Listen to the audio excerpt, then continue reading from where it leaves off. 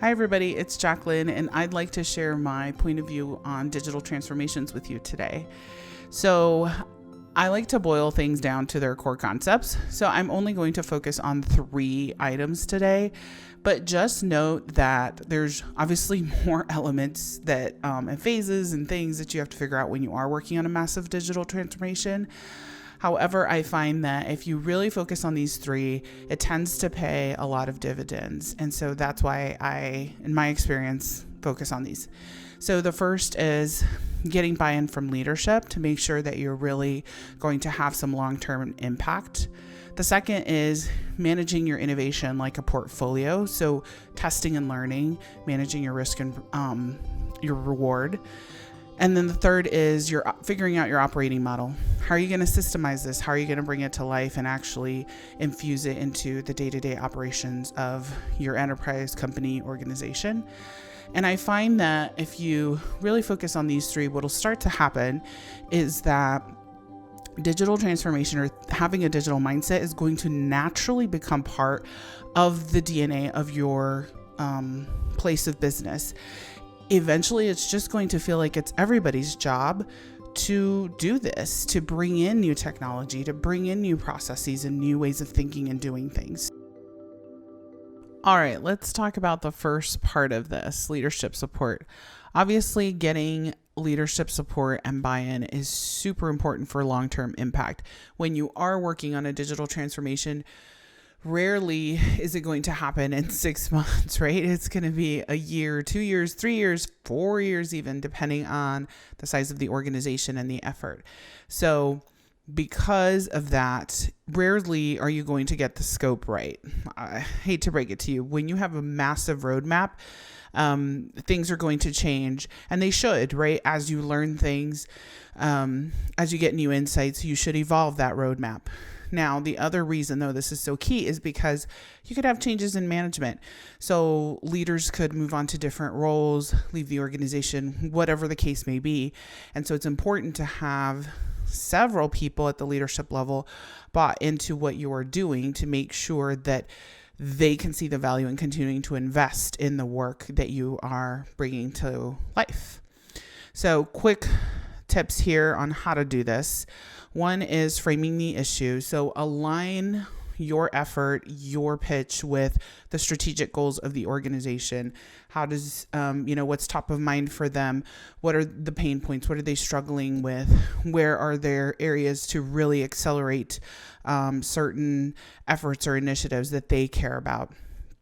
2, connect with influencers in the organization, whether that's people who have the ear of those leaders or people who have successfully gotten traction for similar or adjacent initiatives, whether that's similar in size, scope, or audience.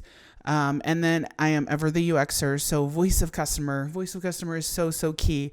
Rarely, obviously, does an idea just gain traction because a single person thinks it's good, right?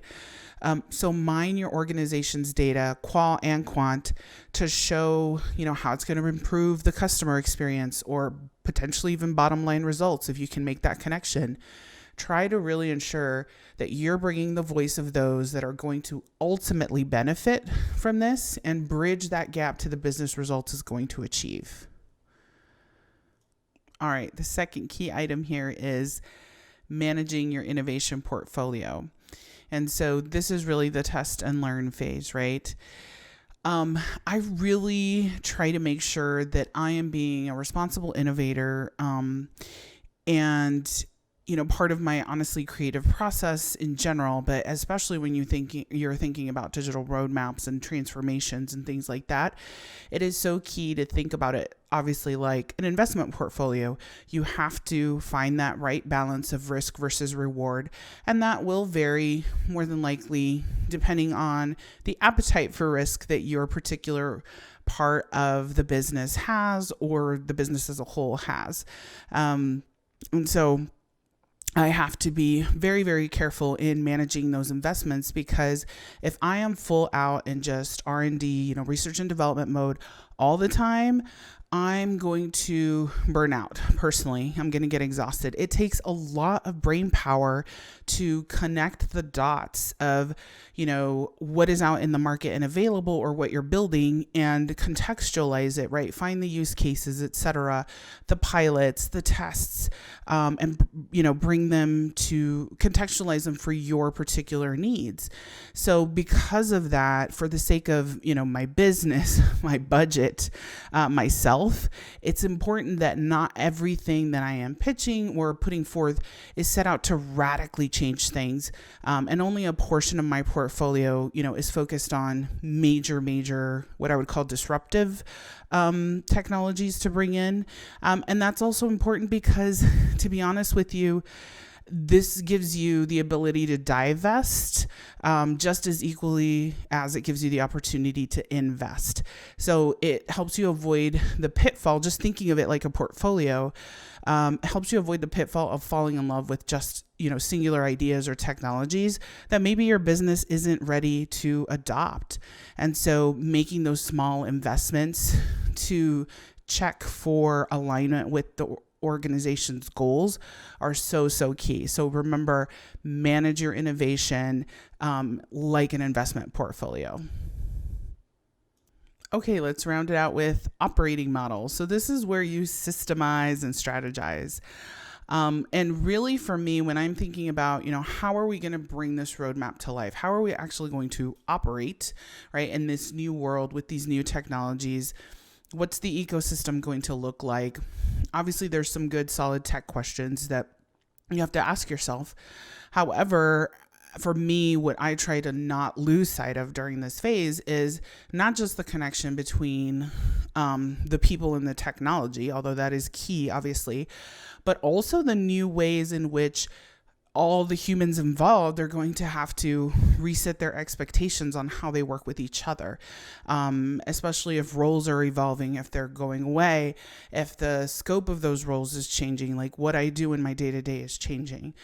And so key things here are obviously change management and organizational just complete redesign, with the goal being to free up or automate anything that potentially might be manual. That's a pretty common goal for a lot of major transformations, but it's going to take time for people to feel comfortable in those new roles, to get the lingo down, and to feel honestly empowered to really start to leverage these new tools and change the way that they do things on a day-to-day basis. The second thing that'll start to happen as you really start to roll out your more, consistent operating model is that you'll be able to start to figure out that next core chunk in your roadmap based on the data and insights that you're getting and feedback that you're getting from the people that are going through the change or are living in the new, organizational structure. And so you'll start to see that all parts of the organization are going to start to evolve, whether that's how they speak about things, how they do things. So things like marketing can become much more personalized, multi-channel potentially, support even begins to solve issues more quickly, that, ramp up time accelerates to fixing things with whatever you might be implementing. So you really then start to see the benefits materialize. So this is one of the cool phases, I think, where you start to see it all come to life. For me recently, a great example is COVID, for the experience platform that I manage. We all had to learn how to interact, collaborate in a fully remote world. Our workforce tends to be pretty remote already, meaning, they're always somewhere except a quote normal office. But we had to redefine what it meant to network with people. We live and die by our networks at my organization. And so how could we use the experience platform that we have to help people connect with each other and continue to network with each other? So collaboration became super key for us. And we had to frame it in the context of building a personal digital brand, because we didn't have the opportunity to be in the office with each other as much, or, on a project together, working at a client site potentially. So we had to totally switch how we brought to life and the use cases that we pushed out and recommended to people when it came to our particular platform. All right, let's round this point of view on digital transformation strategy out with some risk factors. I feel like I would be remiss if I didn't mention these. So some potential things that could trip you up throughout these different phases and as you are scoping your own roadmap. So one is not fully understanding the problem, the need, the scope, or the appetite for change. And that's kind of a lot, but I would recommend working with, whether if you do have a user experience leader, design people, go be their friend, go talk to them. They can help you really get clarity on defining the problem and the scope and appetite for sure. They're experts at that, so go talk to them, make them your friend. The reason that these are key is understanding the problem, especially for, those leaders, that leadership support we talked about earlier. If they don't really understand what the problem to be solved is, and it's just coming off as disruption for disruption's sake, they're not likely to invest, or they might get excited temporarily, but that's not transferable if they, move on to a different role. So that's also why it's important to manage it like an innovation portfolio, because you have a business reason, a bottom line impact or expected value for that action, even if it is disruptive. The scope, I mentioned this a little bit earlier, but most of the time, most transformations are really, really underscoped. And that's normal. We're all human, especially because many times I think we underestimate the complexity of our own organizations, and it's just going to take longer, more than likely, than we thought it would. And depending on the number of things changes, the amount of change, if there's a lot of disruption already in the organization, then, this is going to be one of the things that's going to be a core thing to really manage and continue to rescope, revisit, and talk about all the time. And it can get exhausting, but it is so key to ensure that you get that multi-year support we talked about at the leadership level. And ensure that you're not, contributing to the confusion or that people might be experiencing. And that is all I had for you all today. I hope you enjoyed this video, and I look forward to sharing more thoughts in the future. Later.